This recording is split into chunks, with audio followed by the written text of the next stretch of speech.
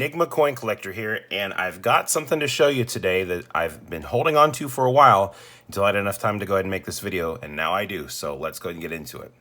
A while back, my dad brought me a container of coins from his mom, so this is my grandmother, that she had collected over the years or just come into possession of, and she was ready to get rid of them and knew that I was into coins, so she offered me to take a look at them and do an assessment and do a value assessment as well, and then I was going to get purchase them off of her. So that's what we're going to do right now.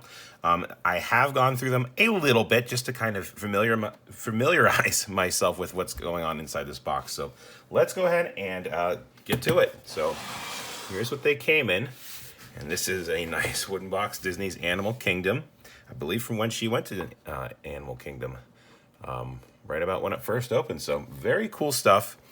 And here is what is inside. So, like I said, I know what's in here. This envelope is labeled oldest coins, and we're actually going to save that for last.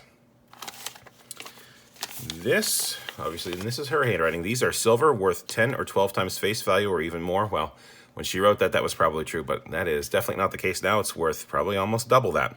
Some others may be worth more than face, depending on the year, so it's very true about that. I haven't gone through and looked at any of the years yet, so I don't know what's going on there. I'm setting all these other envelopes off to the side for a reason. I'll show you that in a minute. We've got some Ike dollars, and I believe, yep, they are all going to be clad Ikes, but they're Ikes nonetheless.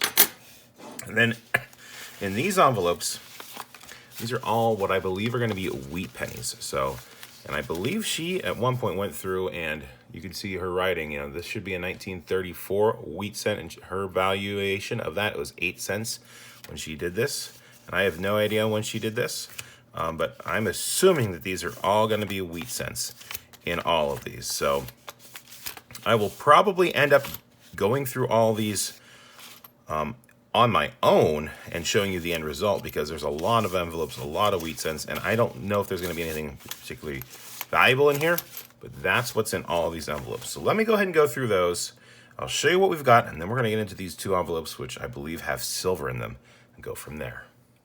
All right, I'm taking it out of the stand just for this clip because I've gone through and confirmed all of the wheat pennies that we have. Now, I did go through and check on my penny mat and for all the errors and varieties that were listed there and all the other ones as well. So I do have the clad mat down right now because we have some clad coming up. And my penny mat, I actually have a penny hunt on right now. But I did go through and look for all the errors and varieties, and we don't have any, but that's okay. A lot of these coins have really good detail, and I'll show you each one individually. But you can also tell that they kind of have a little bit of oxidation is the word I'm going to use. Let me see if I get close on a good example. They have really good detail, but they are oxidized, and you can tell that they have been kept in storage for a while because they are better than average wheat cents, but yeah, they definitely have not seen the light of day in a while. So real quick, I'll show you the oldest one that we have is a 1930p, and a lot of Philadelphia mint marks in this.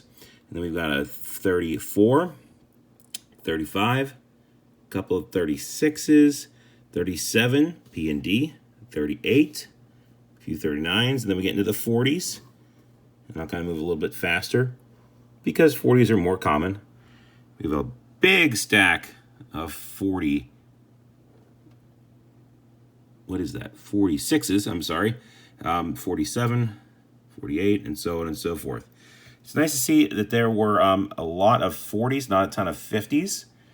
I will be pricing these, you know, probably on average, you know, maybe I'll do a price for all of the 30s and a price for all the 40s and then a price for all the 50s. There are no better dates. There are no key dates or semi-key dates, but still a really cool collection of wheat cents. Like I said, they have some great detail and some oxidation, so it's a little bit unique. Let's see if they upgrade any of my album at the end of the video. And right now we're going to move on to some silver coins. Actually, clad first, the clad Ikes, and then the silver coins. All right, we have 6 Ikes, and they're all pretty common dates. Nothing really to go over here, but we do have 3 bicentennials. We do have a 77, a 78, and a 78D. Now, we don't have any 72s to check for the type 1, 2, or 3. I did go through and confirm that the bicentennials all have the notch T on the back, so I believe they are type 2, but there's equal numbers of type 1 and type 2 in those, so no extra premium there, but Glad Ikes are still really cool to have, so I'll be pricing them accordingly. And we're going to move on to this envelope next. This envelope is the one that says these are silver, so I think these are all silver coins. I'm going to dump them out, and we're going to go over them in a second. All right, time to dump these out. Let's see what we got. Oh, yeah.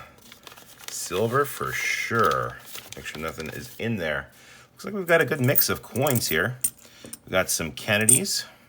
Go ahead and sort these real quick so you can kind of see what I'm looking at. These are all 64 Kennedys, and this looks like this is a 90% lot. We've got a Benji and a couple of quarters. And these all look like Roosevelt dimes. Yeah, so let me go ahead and sort these and go over them, and I'll be back with a quick little recap. Taking you out of the holder again so you get a closer look. Let me show you what we've got. We've got a 52 Philadelphia Benji, always nice to see.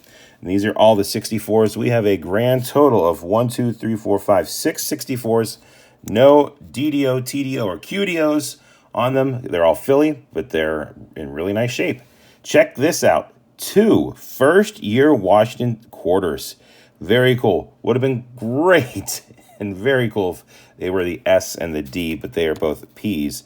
But there is some nice rim detail on this one.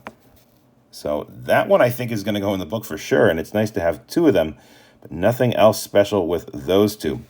Got a 63. I don't remember if this is a Denver. And then the Silver Rosie dimes. Check it out. We've got a 58, a 59, a 60, 63, and of course a stack of 64s. So exciting to see those first year Washington quarters, but nothing else to show you from there. Now it's on to this envelope, and this is what I'm most excited about. Oldest coins. I think I see some Morgans in there. All right, it's time for the oldest coins. Let's see what we got. And oh yeah, we've got some stuff here. Let me go ahead and get this stuff sorted. Looks like we've got some Walkers. We've got some Buffalo nickels. Got some Barber stuff. Very cool. Quite the assortment. Let me go ahead and get this stacked up, and I'll show you what we got. And once again, I'm bringing you down from the stand and showing you the coins we had in that envelope. And it was a nice variety. We're going to start off with the Morgans. 4 Morgans, and the first one, unfortunately, has a lot of damage. So here's this 1890. The obverse looks okay, but when I show you the reverse, yeah, it's pretty bad. I can't even tell you what mint it is, and that I don't even know if this is a Carson City or not. It looks like it was drug across the ground, and there is a lot of, for lack of a better word, it looks like some acid was dropped on this. So not exactly sure what the story is with this one, but we're going to have to call it a Philly, and it's basically a call at this point because of the damage to it. But an 1890 we have right there. Followed by 1897, an O, a beautiful 1921 Philadelphia, and then this one had a label on it, 1884 Philadelphia as well. So some nice Morgans in there. We did have the $1 piece dollar.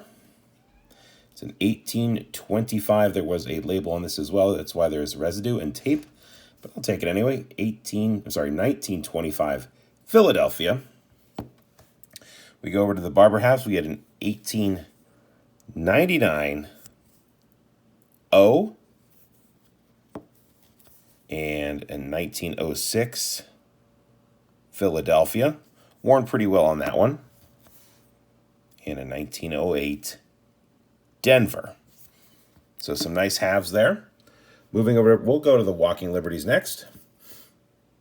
1936 San Francisco. 1942 Philadelphia. 1941 Philadelphia. 1944 Philadelphia, as most of these coins have been. The last Walker, 1945 Denver. Coming over to the quarters, we have barber quarters, which is always exciting. We've got this 1898 Philadelphia, 1900 Philadelphia, two 1902s, both Philadelphia, and a 1908 O. We do have two barber dimes. We've got this 1903 Philadelphia and 1913 Philadelphia as well with some damage. We do have two Merc dimes, 1944's Philadelphia's, both of them. And then we're going to come over to the V nickels, 1899, 1901, 1902, 1903, 1904, and a 1911, all Philadelphias. We have a handful of 1936 P Buffalo nickels, a beautiful 1937 P Buffalo nickel, and then two Indian head pennies, in 1899 and a 1904 Philadelphia. So that is all the coins in my grandma's coin collection. And here's one last look at the collection. It is quite the sight, and I am very excited, honored, and humbled to have the privilege to go through this collection and show it and share it with you.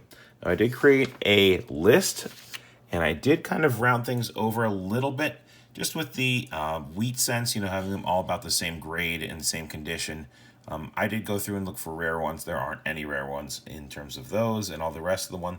They're not really anything super rare, super valuable, but I did group some things together. But that's what I've got with the condition of each of the coins and the prices, and that's red book price. That's not blue book price, or if you took these coins to a coin dealer, what they would offer you. So that's what I have. If you want to pause and take a look and tell me if I'm off on anything, let me know in the comments below, because I do want to give her a fair price, which I will be doing here shortly.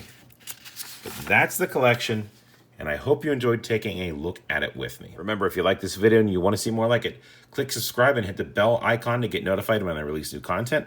I would appreciate a thumbs up. If you've got something to say, leave it in the comments below. And remember, it's always a mystery until you ask your relatives or neighbors if they've got a coin collection and see what they bring out and show you. Thanks for taking the time to watch, everyone. I'll catch you on the next one.